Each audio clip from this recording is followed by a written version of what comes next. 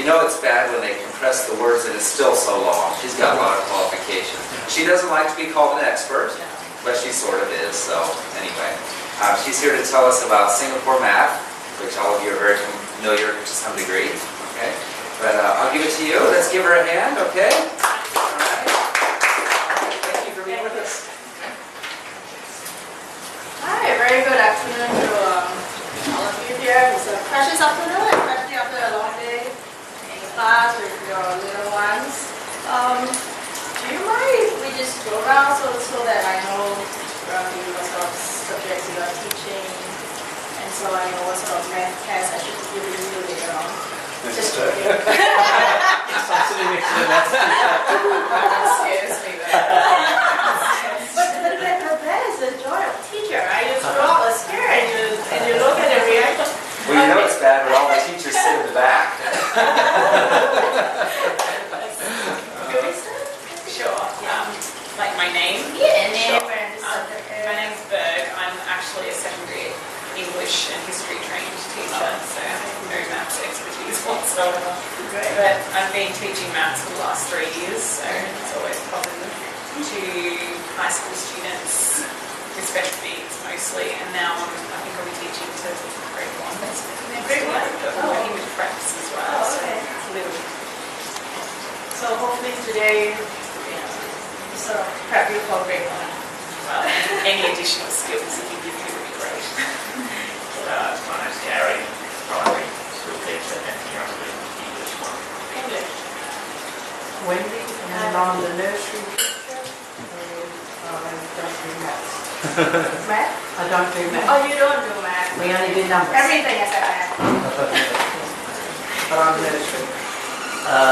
My dad, Daniel, and same as Gary, primary school teacher, and I'm just doing English sports. Karen, my name is Karen. I'm doing primary mathematics. Okay. So very first math teacher. In this group. I'm Shirley. I'm not really a math teacher, but I'm doing math with That's nice. I'm teaching science. Science. Okay. So we've got 2 math, 1 science, nursery, and 3 English, and 1 going to math teacher. Yeah. Okay, very nice. So for myself, for a large part of my life, I deal mostly with math and science, and a larger part of my life is more into math than science. So I've been 15 years in the service, teaching the primary school in Singapore, as well as doing curriculum planning with the Ministry of Education before venture out to be with this private company that writes magazines like this, a math magazine for primary school children in Singapore. We've seen National Geographic, we've seen Storybooks, but there aren't really a lot of math magazines around. Especially in Singapore, maybe in the United States, there are some math magazines. And so really the idea was to start a math magazine to get children interested in mathematics. That children in Singapore don't just do math because they have to get through the exams. I mean, the exams is bad enough, and like the math test is really bad, right? But we're not going to have math test, we're just going to have fun doing math. Yeah? So the company started with this journey that we really want to have a positive adventure, taking children on a positive adventure in the learning of mathematics. And what we believe is that we can teach math with both rigor, which is an area that Singapore pride ourselves with, that we teach math with a lot of rigor, but we want to inject fun into it. We don't really want to get kids just doing drilling and exercises and the moment they see the word math, they just, this is not something that I like. But, having fun doing mathematics. And that's how this company started. So quite a lot of experience I'll be relating from my experiences with the Singapore kids and the Singapore system. And of course, the very first thing I noticed is that there is a flag missing here. The Singapore flag. It's missing. Okay. It's missing. Oh, it's from the World Cup. So next Singapore played at the World Cup, they're not going to be there. That would take a very, very long time. Okay, now I understand.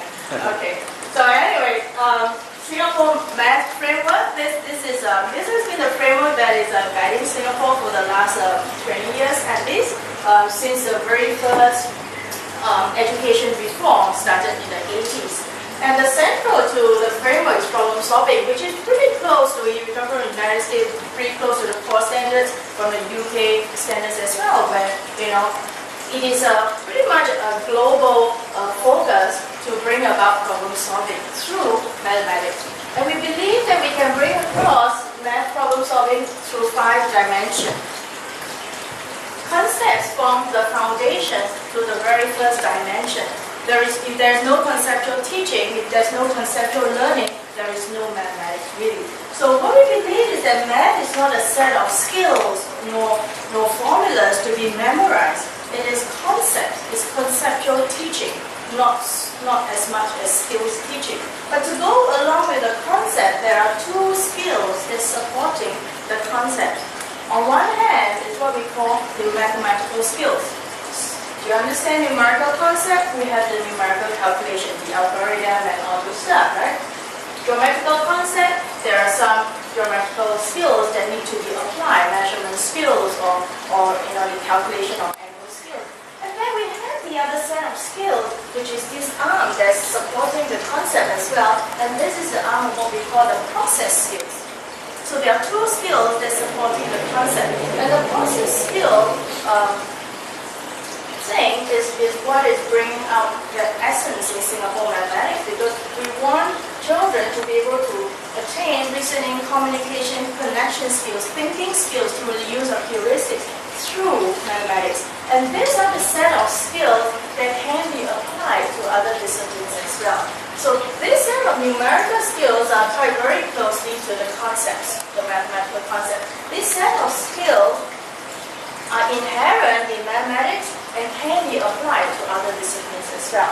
Now to top it off, to balance the cognitive skills, we have 2 aspects of affective skills, which is the attitude dimension as well as the metacognition dimension. So we want to take care of the brain and we want to take care of the heart.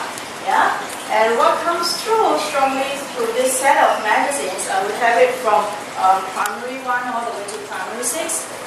Slightly different focus for the primary 1 to 3 and the 4 to 6, which I'll talk about it later. And what comes through strongly through the magazine is the attitude dimension.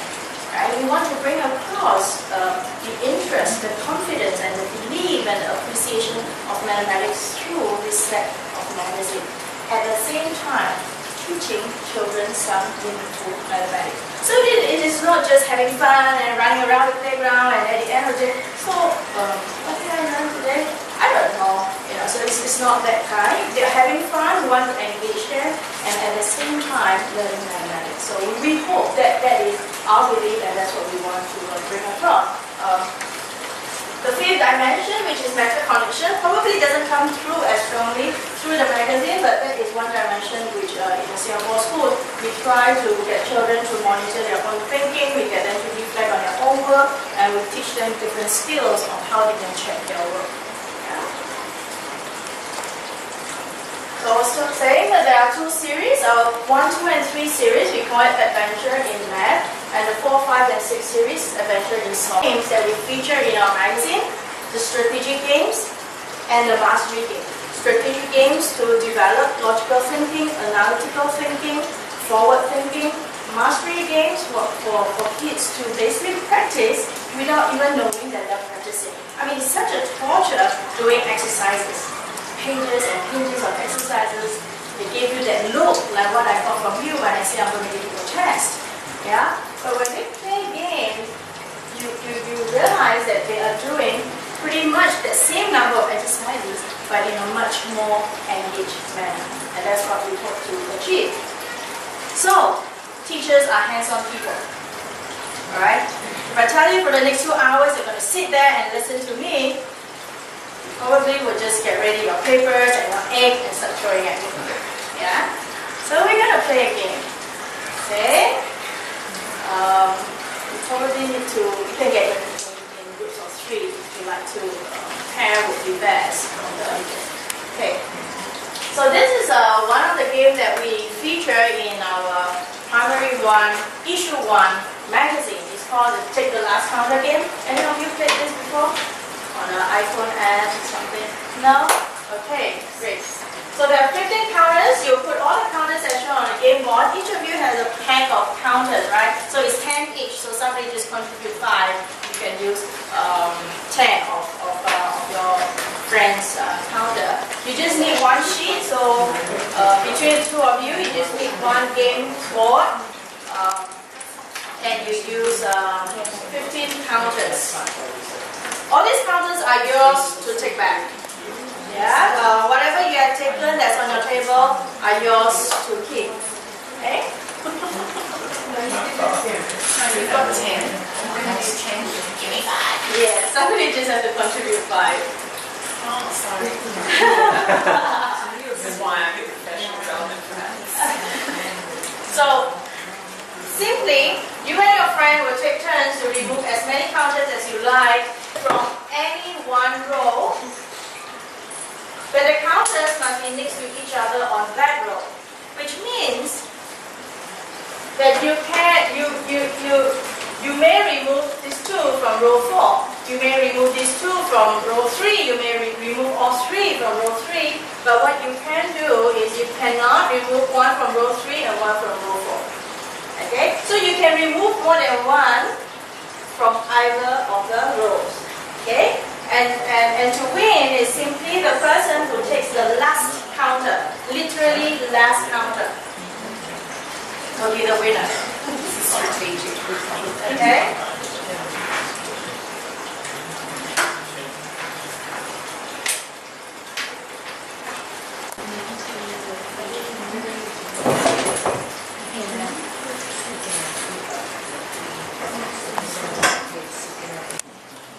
The person who takes the last counter is the winner. I nearly did it that you were going to win. Ah, that's so bad. You won. Because I was going to take the last one. No, I'll take this one. You can only remove Exactly, that strategy was 100% thought through. Let's go again. Go ahead. It's got to do round robin. Okay, you have to Yeah, winner Gary, stays. because- Winner stays. Yes, there we go. Loser stays. Lizzie gets from us. I love that. Give her a few minutes.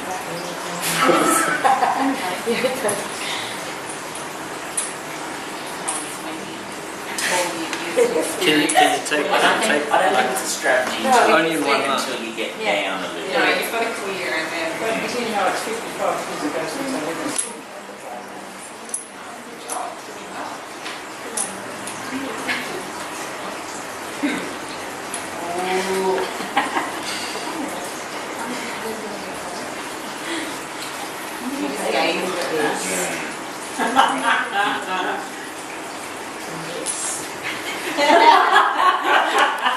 The nurse is nice. The nurse is nice.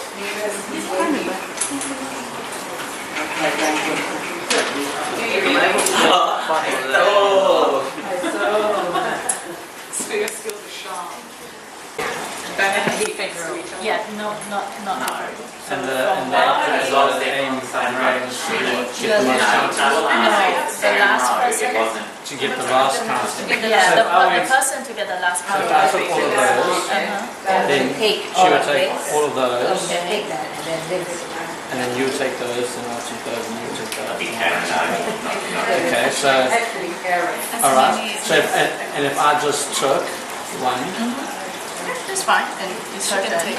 so then can she take that one? She can take from here. She can take Anywhere. from here. Anywhere. Anywhere from anywhere. Oh, okay. But you just, Like that. You can. Yes. okay, but you're not allowed taking from one from each. From a different. Right, okay. Okay, let's go. Okay, you go first. No. Oh, but you didn't think I of did this. strategize. Yeah. You're gonna take two from It doesn't matter which one. This Yeah. is new Amelia Bear's Rebel. This is what listening to instructions does. Well, I just listen that it can be on the same road. Oh, that means we all won one. That's nice. It's like equally shared. Yeah. You're just not allowed to take Yeah, different room. a different row, or if it is only one row, one from here, one from there. I quite like this game. This is a good game. Oh, there you go. You got to take. You got to take one of them because you can't take one from. Take it. Take it. Yeah, I'll give it to you. Okay, this time. You know, I'm not going to until I take her there for dinner. So much more fun than you know what to do. I'm actually working. I've got to shift her onto him and I can just order my food without harassment. Because I think yesterday he was trying to get on and totally off him. I was like, giving me talk to him, but that's... So if I go in to you.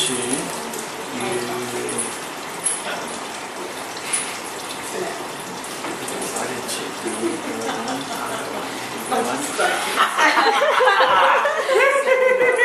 Make your move. You're done for Gareth. Which one are you You're done. going to take? You're done, Gareth. You can only take one. The last.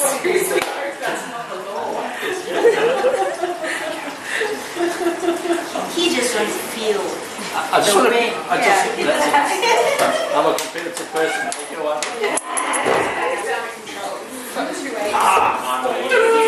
If we put it back to where it was when it was I returned. think somebody...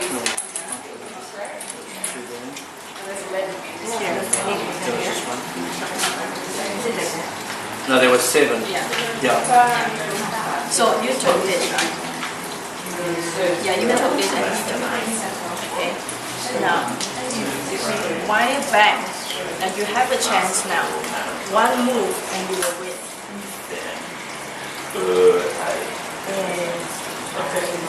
The 8 is a engine. But if you took the 2,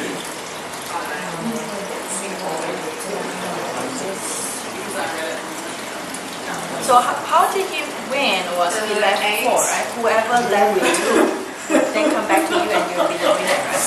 So you're working in multiples of 2. As in 2 turns, 2 turns, 2 I turns. didn't see anyone do How do that. you ensure that, I don't do that you anymore. force 2 turns out of it? you just took one from it and So if you take either one Yeah, of these, yeah. you get an even number of separate counters, you will be the winner. So down to roundabout here, you will then Start question, strategizing. that's right, you will then question your student, now one move and you will be the winner.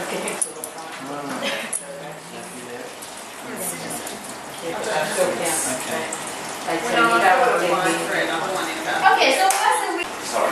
what's the winning strategy? get done. Just do it, Nike. Well, I say clear a lot of stuff first and then start looking at like your uneven number Like you've got to make gaps between different ones. Okay, so just one step back. The easiest strategy when you come down to, very few counters, what you ensure that you know that you're going to win. If you're down to 2 counters, so assuming there are 3 That counters, they're in different things, or there's a gap between. even number of counters or odd number of counters? It depends whose turn. If it's your turn first, then you're going to have odd numbers. Yeah, so You would you're go, gonna- they would go, and then you would end up with the 1. So assuming you're down to this, right? And it is your turn. So what you're going to ensure is You take one. yeah, you take one and leave 2 separate counters, right? So you work on pivots. So which means that as you work back, if this is right at the last step. Maybe the students after a while they will see it and they will try to to ensure that they have 2 separate counters. And what you're going to challenge your kids would be now a step back.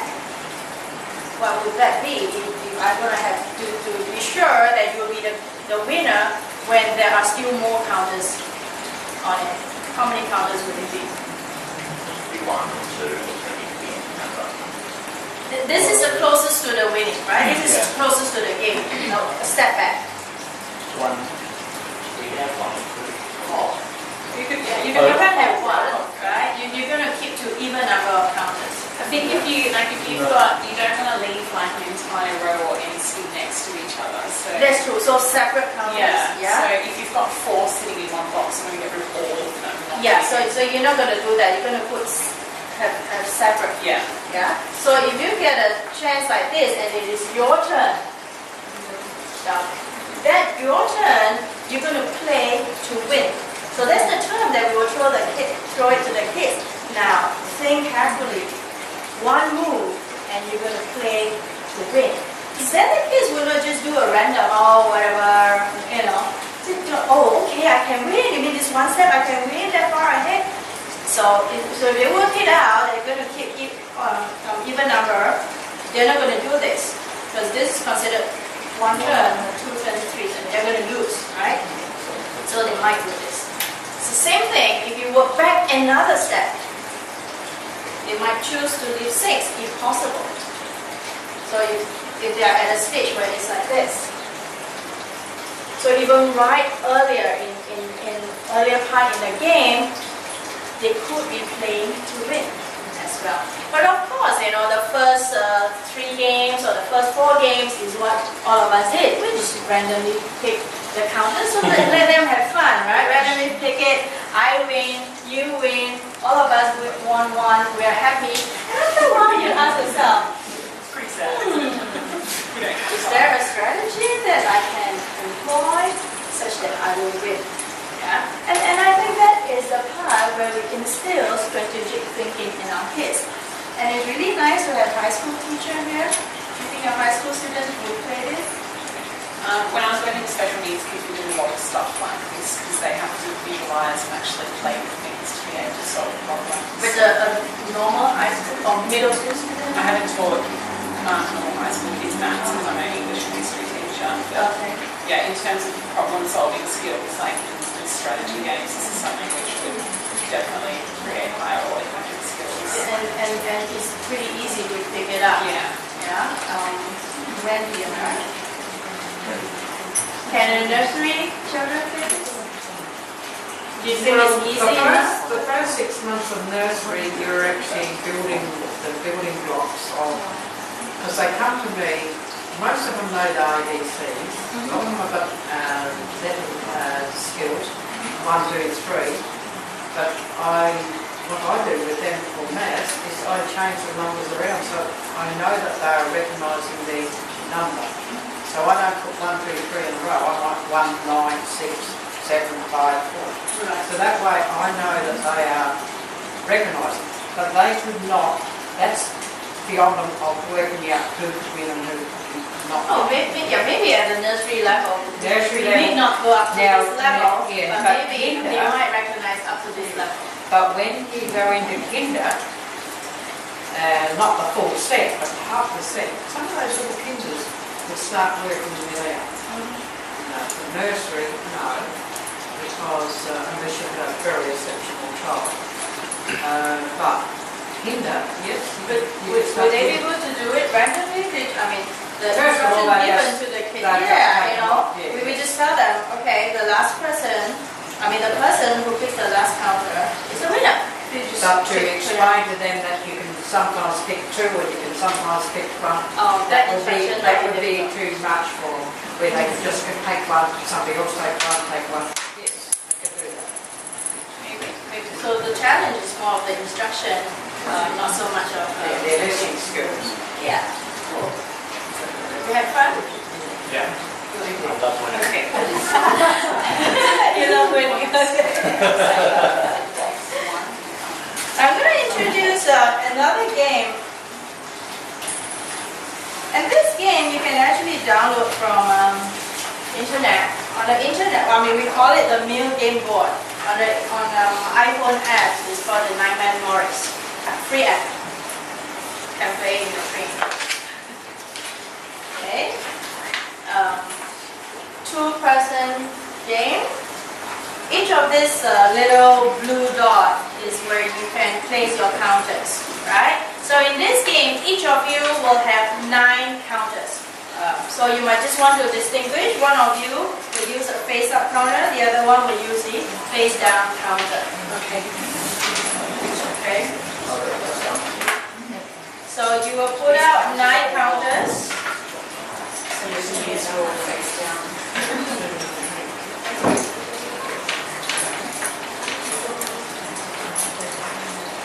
And the other party will have 9 counters.